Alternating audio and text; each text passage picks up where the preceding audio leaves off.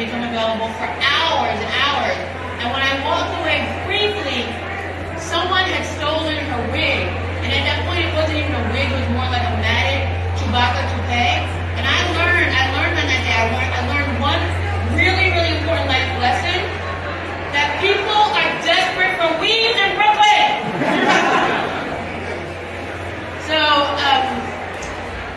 But I also learned what is also important is that the doctor-patient relationship is important. So from my mom's experience, and I was lucky enough to have health insurance, I sought out a second opinion, and I sought out a third opinion, and I sought out a fourth opinion. Because I'm single and lonely, I sought out a fifth opinion. And by the time I was done, I had flashed my breast more than a New Orleans Poland in New York City. But along the way, one of my surgeons actually told me that I was lucky. Lucky because I had an old white lady's cancer.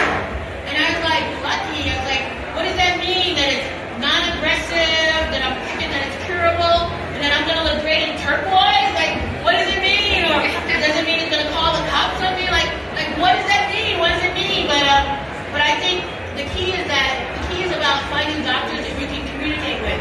To find your right team, I mean, my doctors, I have a great relationship with my doctors.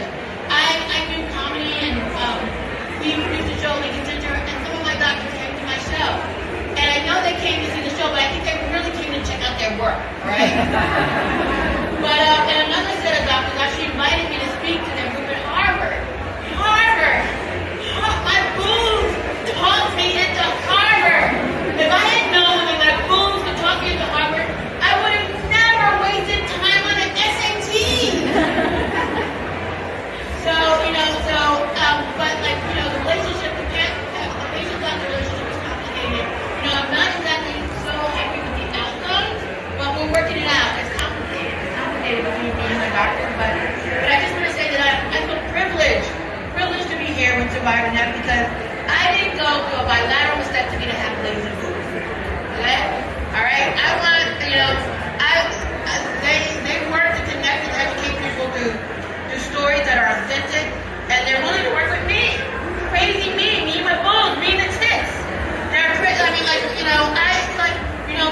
family thinks this is all disrespectful, and I'm talking about tits and boobies, and then I've named my friend Venus and Serena. I'm like, how is this disrespectful? I mean, when my mom died, the mortality rate was 70%, now it's 40%.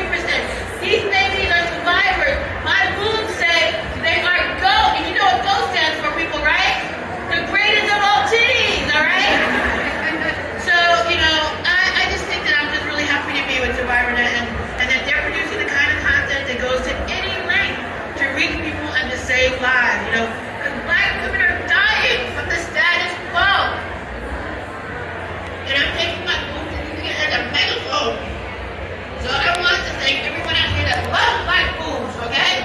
Thank you for loving Black boobs.